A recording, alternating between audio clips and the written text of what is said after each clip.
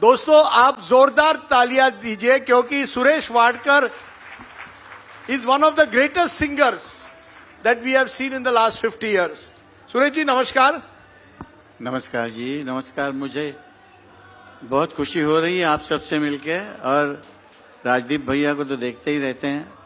और बहुत अच्छी बात यह है कि इनके पापा मेरे बहुत अच्छे मित्रों में रहे हैं, बहुत प्यार था हमारा आपस में। तो पहले तो मैं इनका परिचय तो नहीं करवाऊंगा, लेकिन सुरेश वाडकर, जैसे मैंने कहा, एक बार लता मंगेशकर ने कहा था कि सुरेश वाडकर के आवाज में जो मिठास है वो बहुत कम लोगों में है। और जब लता दी इस तरह से कहते हैं तो आपको मालूम होगा कि वाकई उनके आवाज में कुछ खासियत होगी। और मैं आज चाहता हूं कि सुरेश वाडकर जी इस कार्यक्रम में वो खासियत आपके सामने रखे। उन्होंने डिवोशनल गाने किए हैं, मराठी में किए हैं, हिंदी में किए हैं, अन्य भाषाओं में किए, लेकिन जब सुर होती है उसकी कोई भाषा नहीं होती, उसकी बस एक अलग तरीके की एक मिठास आती है जो सुरेश जी के आवाज में है। तो सुरेश जी, जैसे मैंने आपको शुरुआत में कहा था प्रोग्राम के पहले, आप एक माहौल बना दीजिए। आपका फेवरेट गाना, आपके कई गाने हैं, एक ऐसा गाना जो आज की नई पीढ़ी भी और जो हम जैसे, क्या कहें, बूढ़े ना कहें, वरिष्ठ, या जो भी आप कहना चाहे, पत्रकार भी सुनना चाहे। शुरुआत एक गाने से करते हैं और फिर आपकी जिंदगी लोगों के सामने रखते हैं। सर, सबसे पहले आज तक का मैं बहुत आभारी हूं जिन्होंने मुझे याद किया है। और वैसे मेरी जिंदगी के बारे में बहुत बार बहुत न्यूज़पेपर्स में आया हुआ है, मगर नए तरीके से उसको कह ही सकता हूं मैं। और आप क्वेश्चन करेंगे, आप घेरेंगे तो और भी मैं आज एक ऐसा सवाल पूछने वाला हूं जिससे आप बचने नहीं वाले हैं। हे भगवान। आज एक बड़ी आपको आपकी जिंदगी की एक खास वाकयात है जिसके बारे में हम सुनेंगे, लेकिन पहले गाना हो जाए। आज आपका कोई फेवरेट गाना जो महफिल बना दे। वैसे अभी मुझे 50 साल पूरे हो रहे हैं इस साल इंडस्ट्री में, और ये छोटा सा बच्चा इस वक्त 72 साल का है। और आपका प्यार इसी तरह मुझे आज तक मिलता आ रहा है, ये मेरा बहुत बड़ा भाग्य है। तो अपने गानों में से एक मुझे जो बहुत पसंद है, वो बहुत खूबसूरत कॉम्पोजिशन है, वो इलैयाराजा साहब की है। ऐ जिंदगी गले लगा ले, ऐ जिंदगी गले लगा ले, हमने भी तेरे हर एक गम को गले से लगाया है ना। ऐ जिंदगी गले लगा ले, ऐ जिंदगी।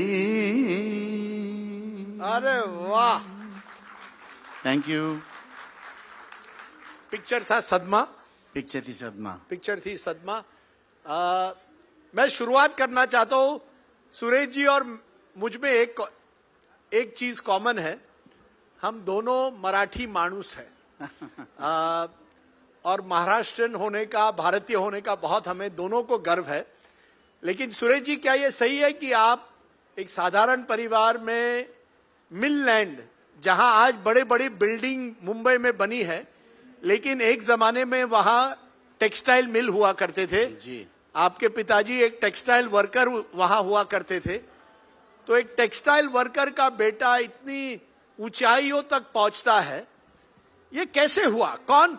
कहां से ये, क्या आपको लगता है कोई सिंगर जब होता है कुछ अंदर होता है उनकी जिंदगी में, हम सब मैं तो बाथरूम सिंगर हूं, लेकिन ये जो म्यूजिक की जो कला है, क्या ये भगवान की देन है एक तरह से आप समझते हैं, या आपका परिश्रम है, कहां से आता है? राजदीप भैया, सबसे पहले तो ये भगवान की देन होनी ही चाहिए, तभी जाके इंसान गाने वाला बनता है, और अच्छा गाने वाला बनने के लिए ऊपर वाले का आशीर्वाद होना ही जरूरी है, इंस्टिंक्ट बोलते हैं जिसको।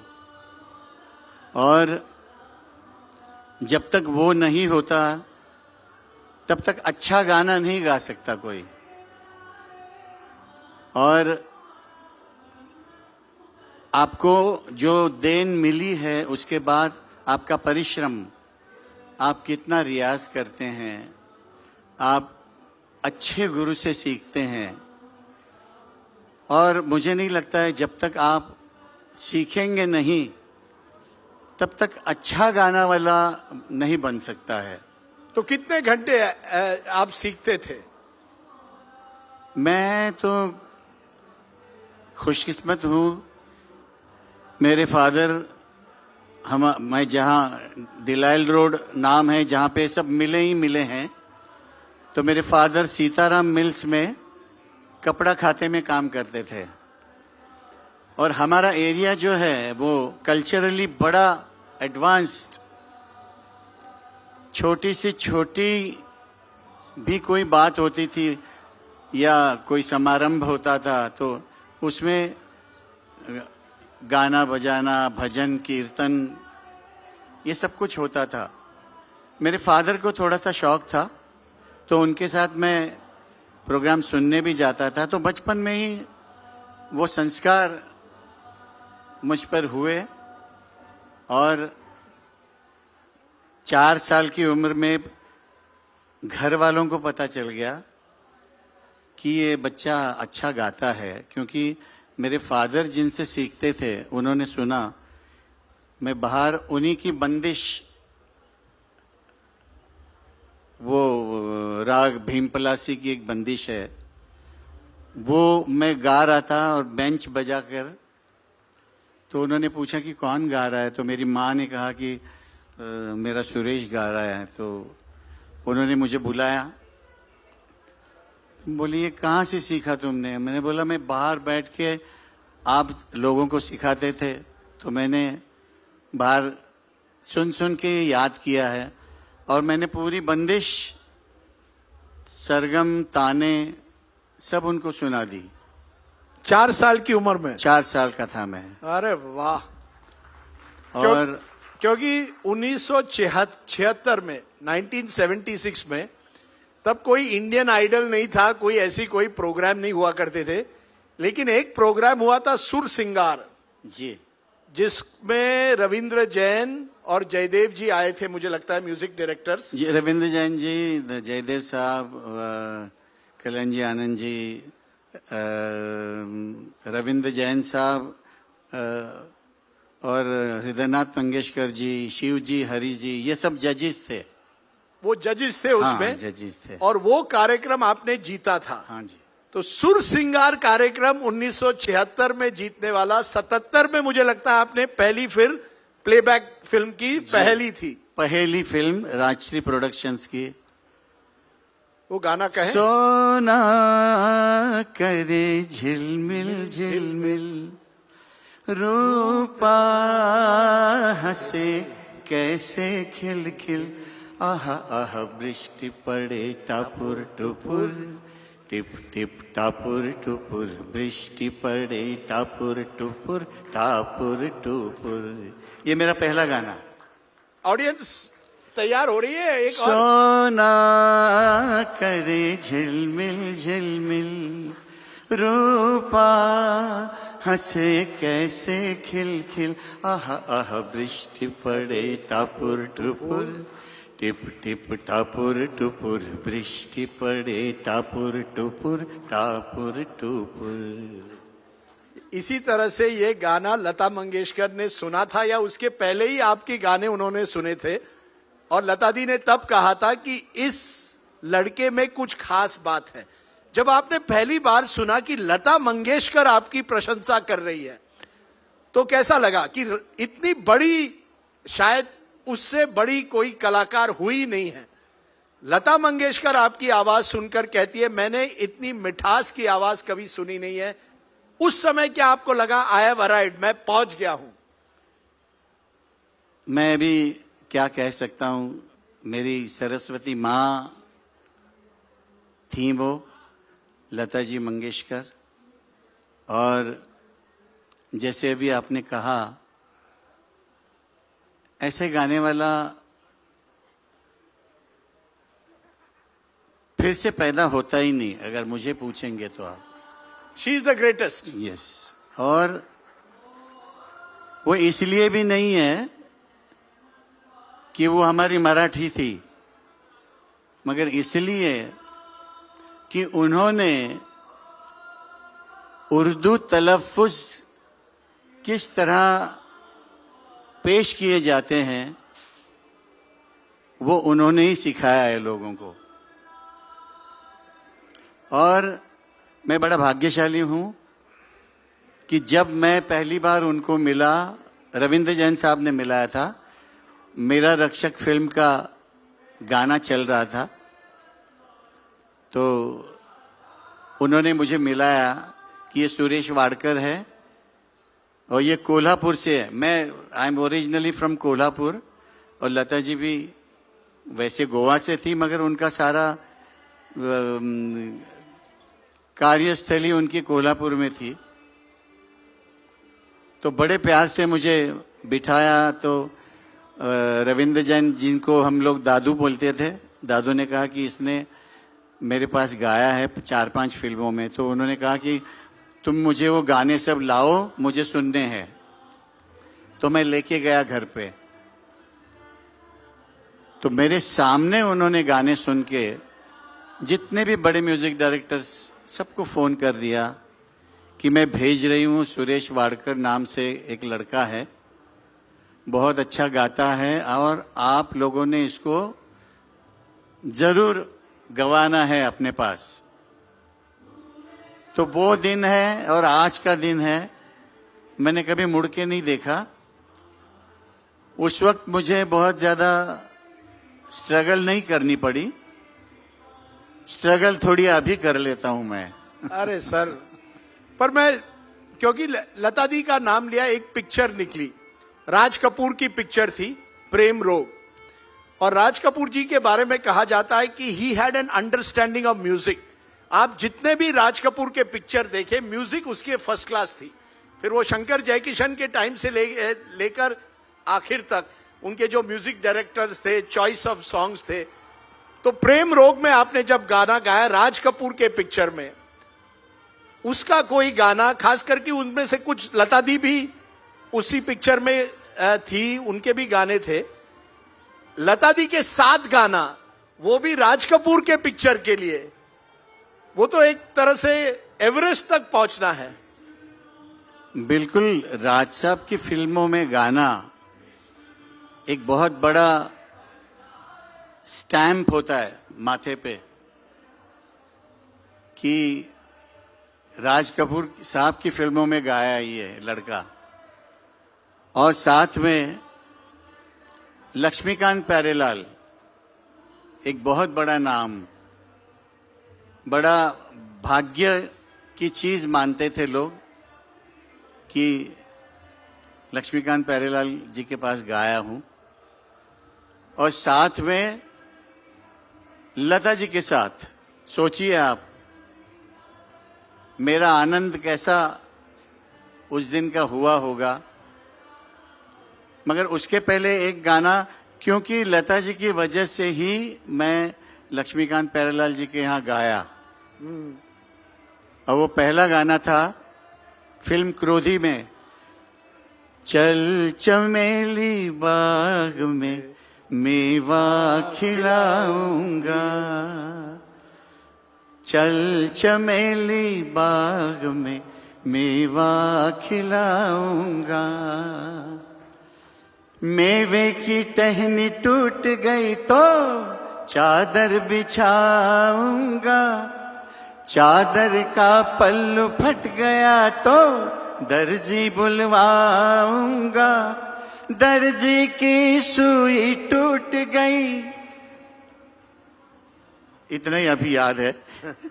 मगर ये गाना आप लोगों ने सुना था जी, फिल्म क्रोधी का।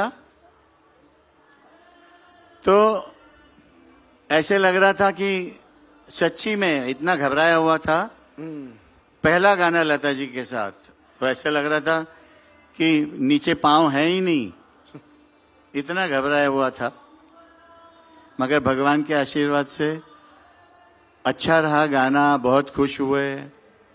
उसके बाद मुसलसल लक्ष्मीकांत प्यारेलाल जी के लिए गाता रहा, लता जी के साथ गाता रहा। सब आप लोगों का आशीर्वाद है। आप कह रहे हैं आप लोगों का आशीर्वाद है। एक गाना, 2-3 आपके गाने जो मुझे बहुत पसंद है, उसमें एक ड्यूएट थी। फिल्म थी परिंदा, और उसके पीछे भी एक कहानी है। वो कहानी हम बाद में बताएंगे, या पहले कहानी बता देते हैं। आप बता दीजिए इस ऑडियंस को आज, क्या ये सही है? क्या ये सही है कि माधुरी दीक्षित की फैमिली आपके पास आई थी और एक प्रपोजल लेके आई थी, सुरेश वाडकर जी माधुरी दीक्षित के साथ आप शादी ब्याह कर लीजिए? ये सही है, गलत है, या ये फिल्मी गॉसिप है? अभी राज भैया ऐसे लगता है ये वाला प्रोग्राम शायद माधुरी भी देखेगी, क्योंकि आज तक का ये प्रोग्राम तो वो हाँ, तो सच्चाई बता दीजिए, क्या है सच्चाई? वो किसी दिन मुझे सामने से मिलेगी ना, तो मुझे इतना पीटेगी। अरे ये कोई जवाब नहीं हुआ। अब क्या हुआ होगा भगवान जाने जी। मगर ये पतंग जो है वो किसने उड़ाई, वो अभी तक हवा में लटक ही रही है वो पतंग। अगर माधुरी के साथ मेरी शादी होती तो आज वो मेरे साथ नहीं होती क्या यहाँ पर? अरे वाह, तो वो गाना तो सुना ले। माधुरी दीक्षित पिक्चर का गाना था परिंदा, बहुत ही खूबसूरत गाना है। आप शुरू करिए, मैं I can not do the duet with you, पर आप शुरू कर दीजिए। वो गाना बहुत ही खूबसूरत गाना है। यहाँ ऑलरेडी कंपटीशन चल रहा है, वहां से नहीं, वो अपने वो म्यूजिक छोड़िए, ये असली म्यूजिक है। शुरू कर लिए। हो तुमसे मिलके ऐसा लगा, तुमसे मिलके अरमा हुए पूरे दिल के। तुमसे मिलके ऐसा लगा, तुमसे मिलके अरमा हुए पूरे दिल के। ऐ मेरी जाने वफा, तेरी मेरी मेरी तेरी एक जान है। साथ तेरे रहेंगे सदा, तुमसे न होंगे जुदा। तुमसे मिलके ऐसा लगा, तुमसे मिलके अरमा हुए पूरे दिल के। ऐ मेरी जाने वफा। आज भी माधुरी दीक्षित ये गाना सुन रही है, लेकिन वाकई बहुत ही खूबसूरत गाना था। क्या कहीं ना कहीं ये मुझे लगता है आशा ताई के साथ था ये गाना? आशा जी के साथ था। पंचमदा, जब आप आशा ताई या लता दी के सामने गाना गाते हैं, वो भी एक स्टूडियो में, क्या जैसे एक क्रिकेटर ने मुझे कहा था कि जब मैं सचिन तेंदुलकर के साथ बैटिंग करता हूं तो मुझे लगता है कि मैं एक तरह से एक भगवान दूसरी तरह बैटिंग कर रहा है। वो प्रेशर कुछ ज्यादा आता है, या it is easy to sing with a great star? बहुत ज्यादा प्रेशर होता है। और लता जी कहिए, आशा जी कहिए, मैं बड़ा भाग्यशाली हूँ। इन दोनों के साथ बहुत सारे गाने गाए हैं मैंने, और हमेशा यही कोशिश रहती थी कि मेरी तरफ से कोई गलती नहीं हो, ताकि एक तो मेरी सीनियर मोस्ट और साक्षात सरस्वती और दूसरी लक्ष्मी दोनों के साथ गाना है, तो मैं कहीं गलती ना करूं। एक किस्सा है बहुत बढ़िया। एक जो गाना है, मेरी किस्मत में तू नहीं शायद, क्यों तेरा इंतजार करता हूँ, मैं तुझे कल भी प्यार करता था, मैं तुझे अब भी प्यार करता हूँ।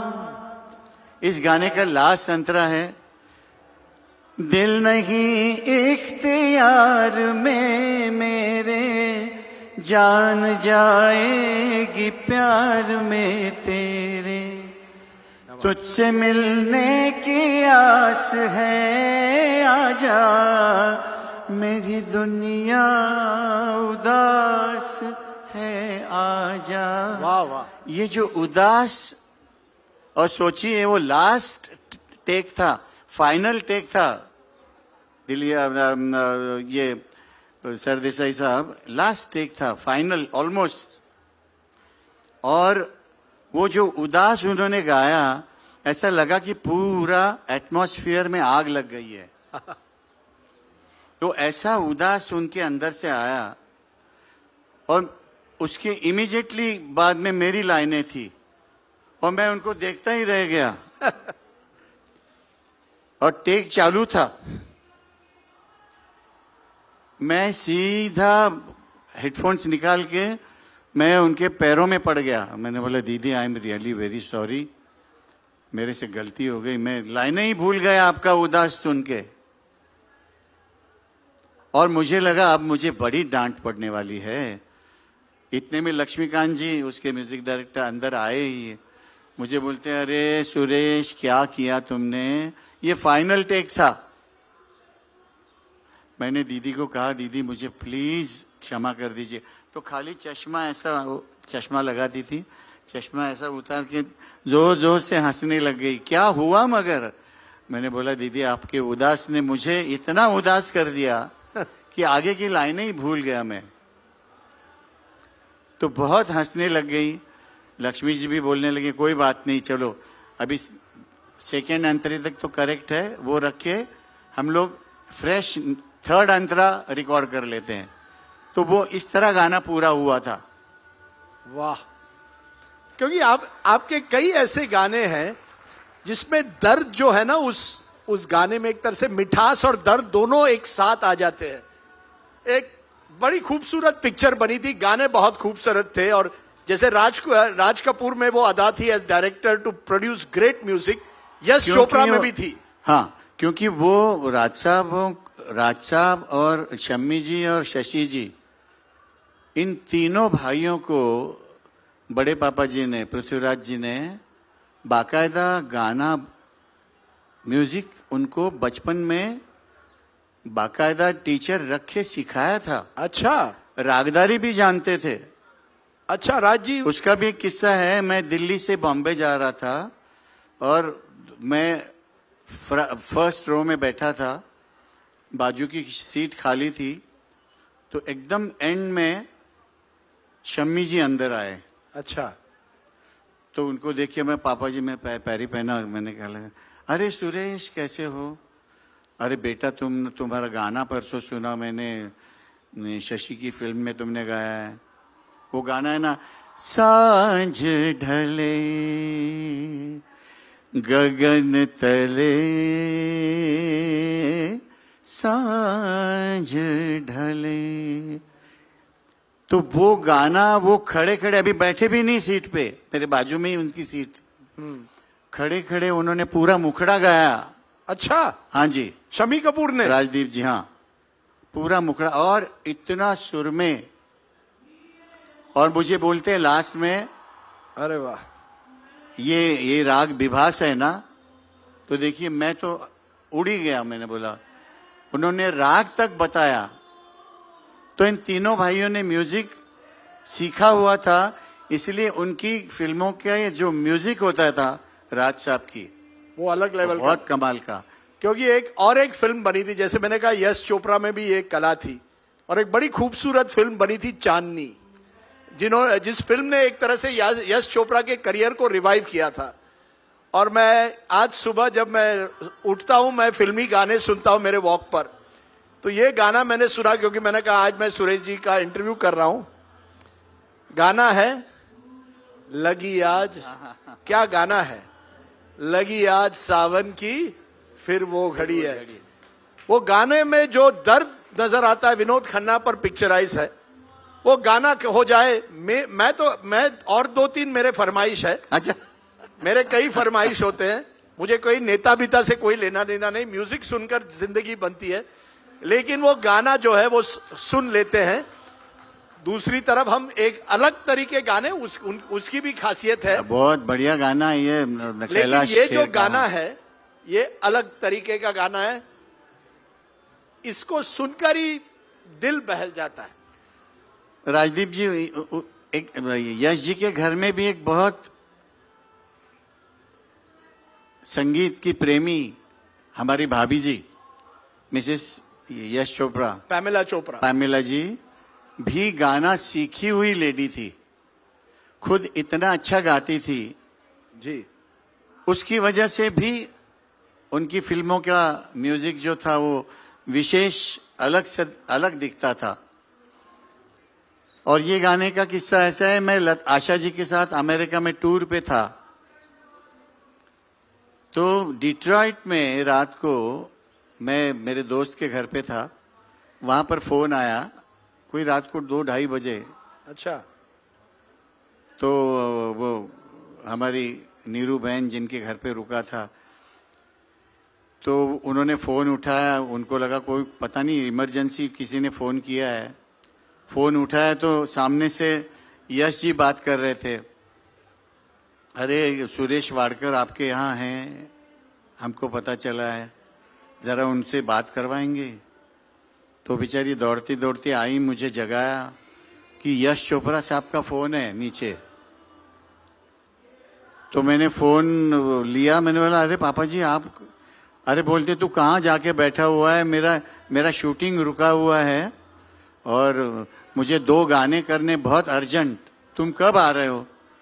मैंने बोला पापा जी एक लास्ट वीक बचता है, 2 प्रोग्राम्स बाकी है, आशा जी के साथ हूं मैं।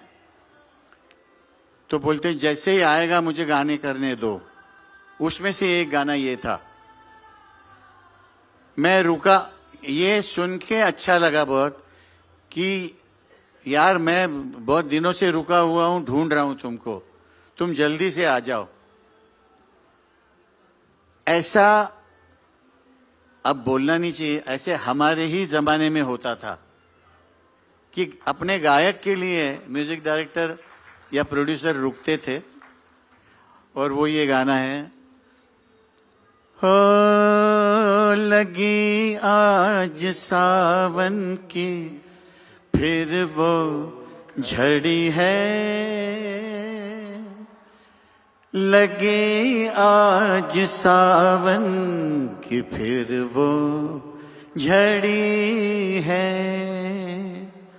ओ वही आग सीने में फिर जल पड़ी है, लगी आज सावन की फिर वो झड़ी है।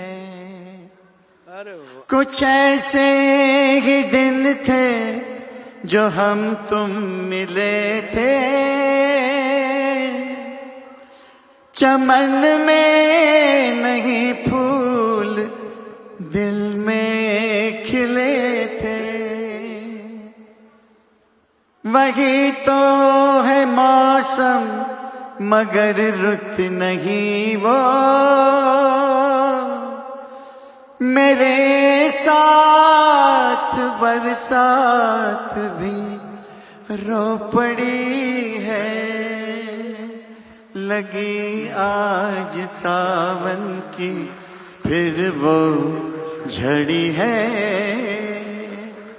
लगी आज सावन की फिर वो झड़ी है। अरे वाह वाह। एक बात है कि हमने अभी आपने कहा उस जमाने के डायरेक्टर्स ऐसे थे, उस जमाने के संगीतकार और जो बोल लिखने वाले। अब आप सोचिए, इस गाने के बोल ही सुनकर आपको एक तरह से आपके दिल को छू जाते हैं। आज जिस तरह के गाने होते हैं, क्या कभी कभी आपको लगता है ये जमाना कहां चला गया? You know, I want to be a disco, I don't know whatever songs. मैं आज के सॉन्ग्स भी नहीं सुनता हूं, क्योंकि जिस तरह के लिरिक्स बनते हैं, कहीं आपको लगता है कि जमाना बदल गया है, या क्वालिटी ऑफ लिरिक्स और क्वालिटी ऑफ म्यूजिक भी उसके साथ एक गिरावट आई है या नहीं? ऐसा नहीं कह सकते राजदीप भैया, क्योंकि आज का म्यूजिक भी बहुत अच्छा, बच्चे बहुत अच्छे काम कर रहे हैं। मेरा ही एक शागिर्द सामने बैठा हुआ जिसने एनिमल का गाना किया है, उठ के सबको नमस्कार करो बेटा। अरे वाह। ये श्रेयस पुराणिक है, जो सतरंगा गाना उसका कंपोज्ड है। आज भी अच्छा म्यूजिक हो रहा है, लिखने वाले भी अच्छे हैं, मगर एक जो रामबाण जो होता था शब्दों का, और शब्दों की वजह से ही गाना जो डायरेक्ट जाके जो दिल पे लगता था, वो बाण अभी पैरों में लगता है, क्योंकि सबको नाचना होता है, हर गाने पे डांस करना होता है, और हर जो सेलिब्रेशन होता है वो जिसमें म्यूजिक हो, उधर डांस के सिवा लोगों को मजा भी नहीं आता है। लोगों का भी दोष नहीं है, उनकी पसंद है। और हमारे मेकर्स जो है वो हमेशा ये कहते रहते हैं कि पब्लिक को जो अच्छा लगता है वो करना चाहिए। और ये जो सुनने वाले जो माई बाप है, हमारे अन्नदाता हैं, उनके ऊपर डाला जाता है कि उनको पसंद है वही हम लोग देते हैं। तो वो माई बाप और मेकर्स, ये इनके बीच का झगड़ा है। हम तो पोपट है, बीच में पैरट है, जैसा हमको कहेंगे हम गा देंगे। नहीं, सवाल मैं इसलिए कह रहा हूं कि अगर आज भी आप पार्टी, आप डांस म्यूजिक की बात करते हैं ना, आप वाकई डांस म्यूजिक करना चाहते हैं। मेरे दोस्त डांस करते हैं जैसे ही किशोर कुमार का कोई रीमिक्स आता है। आज भी एक तरह से किशोरदा ऐसे, किशोरदा कहिए, रफी साहब कहिए, लता जी कहिए, आशा जी कहिए, उन्होंने भी लोगों को नचाया है। मगर ऐसा नहीं है कि उस वक्त उस तरह के गाने नहीं होते थे, मगर थोड़ी सी गाने की थोड़ी सी जात बदल गई है। आज के जमाने का जो गाना है वो, अगर राजदीप भैया जैसे आज भी समझ ली 6, 7, 8 साल की बच्ची को अगर आप इंडियन आइडल में सुनो, सारेगामा में सुनो, अगर उसको जीतना होता है ना, तो वही लग जा गले गाना पड़ता है उसको, है? लग जा गले के फिर ये गाना गा के उसको जीतना पड़ता है। वो लेटेस्ट गाना गा के नहीं जीतती। तो आप सोचिए कि उन गानों का आज भी कितना महत्व है। आपका कोई फेवरेट किशोर दा या रफी साहब का गाना? क्या कोई गायक जो है दूसरों के जो गाने हैं उसको देखकर कहता है यार वाह, ये गाना अगर मुझे मिलता तो मुझे मैं चाहता था कि ये मैं गाऊं। ऐसा कोई गाना सुनकर रफी साहब या किशोर आपने मेरे दिल में हाथ डाल के झंझोड़ दिया अभी उसको। ऐसे सैकड़ों नहीं हजारों गाने हैं जो हमको लगता है कि काश ये गाना मुझे भी मिलता। और मुझे लता जी हमेशा कहती थी कि सुरेश बेटा तू अगर एक 25 साल पहले आता ना इंडस्ट्री में, तो जो ये हमारे म्यूजिक डायरेक्टर्स वो तुमको जो गवाते ना, उसके ऊपर तुम विश्वास ही नहीं कर सकते हो। अब अभी हमारे आज के भी टॉप मोस्ट सिंगर्स जो हैं और बड़े ही टैलेंटेड, आज का जो जमाना है वो हम लोगों से भी ज्यादा टैलेंटेड बच्चों का है। गाने में भी, कंपोजिशन करने में भी, एक्टर भी, बड़े फाइन लोग आ रहे हैं। हमको बहुत खुशी है। मगर वो जो गाने हैं, पल पल दिल के पास तुम रहती हो, जीवन मीठी प्यास ये कहती हो, पल पल दिल के पास तुम रहती हो। जिंदगी का सफर है ये कैसा सफर, कम ऑन ऑडियंस, कोई समझा नहीं, कोई जाना नहीं, है ये कैसी डगर। क्या है आगे की लाइन? कहते हैं सब मगर कोई समझा नहीं, कोई जाना नहीं। सर यही मैजिक है कि ये साल सब all the songs are 50 years old। कब का गाना है ये? पर मैं अभी आज ये, sorry to interrupt, yes sir, आज के जो हमारे टॉप मोस्ट सिंगर्स है ना, अपने 6, 8, 9 गाने गा के बाद में यही गाने गाते हैं अपने प्रोग्रामों में। ये बिल्कुल सही है, 101% आप ट्रू। किसी का भी नाम ले लीजिए, बिल्कुल सही, 100%। यही तो मैं कहता हूं ना, ये आइसिंग ऑफ द केक बोला जा सकता है कि ये आइसिंग रखे बिना आपका प्रोग्राम पूरा नहीं होता।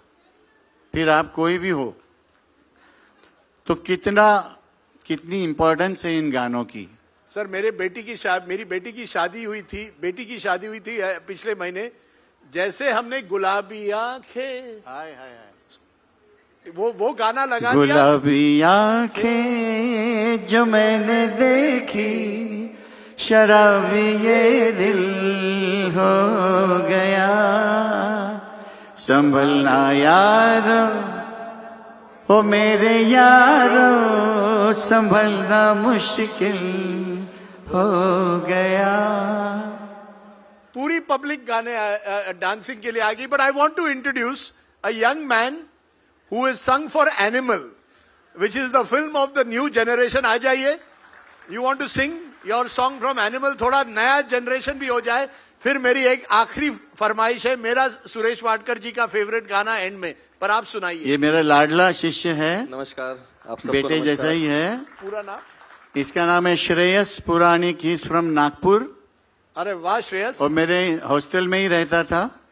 आपण पण महाराष्ट्रन का? Yes, yes. अरे मराठी माणूस ने पूरा कब्जा कर दिया है म्यूजिक इंडस्ट्री पर। Very good.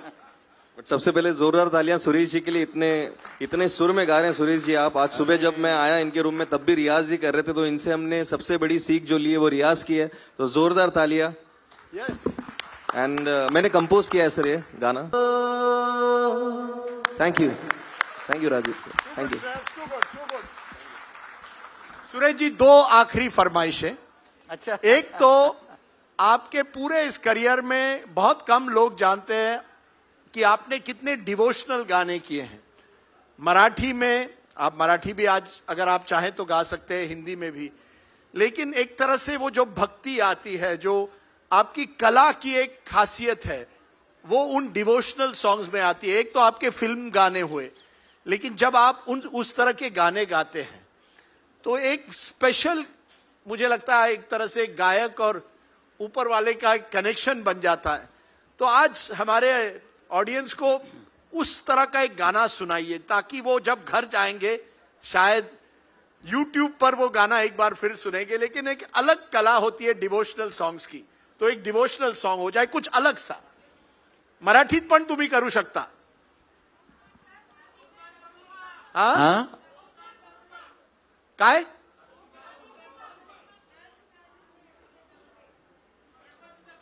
हा, गणपतीचं गाणं, त्यांना कोणाला तिथे गणपतीचं गाणं पाहिजे। बहन, आपकी आवाज मुझे आपका कौन सा, आपकी क्या फरमाइश है?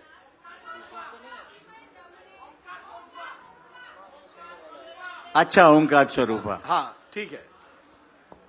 ये बहुत अच्छा गाना श्रीधर फड़के, सुधीर फड़के जी थे, बहुत बड़े म्यूजिक बहुत डायरेक्टर, बड़े म्यूजिक उनका बेटा ही है। ओंकार स्वरूपा